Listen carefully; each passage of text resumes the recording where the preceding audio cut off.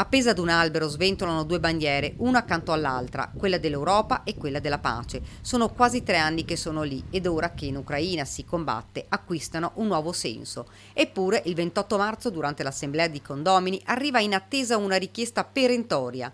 La bandiera multicolore deve essere tolta perché è indecorosa. Una doccia fredda per la proprietaria Francesca Nicastro, giornalista e presidente dell'Associazione Movimento Federalista Europeo di Conegliano Vittorio Veneto. Immediata e determinata la risposta: non la rimuoverò. Secondo un'inquilina, le bandiere inficiano il decoro condominiale. Non solo tutti i partecipanti sarebbero stati d'accordo nella richiesta, ma addirittura una proprietaria avrebbe rilanciato dicendo che è giusto toglierle perché a lei erano stati fatti levare i pomodori.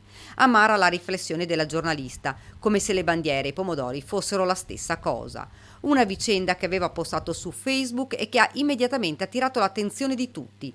Ci sono rimasta male e poi mi è salita la rabbia, commenta la Nicastro. Come ho scritto su Facebook al momento intendo lasciarle lì, ma non per una battaglia di principio. Sono convinta infatti che per costruire una comunità pacifica i bisogni di tutti debbano essere ascoltati e accolti. I propri bisogni però, per trovare accoglienza da parte degli altri, vanno espressi con sensibilità e non imposti con la clava.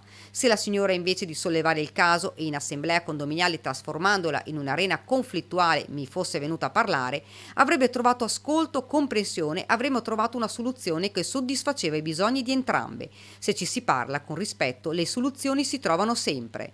Una vicenda che continuerà a far discutere, ma intanto nel giardino di Via Ferrera le due bandiere continuano a sventolare.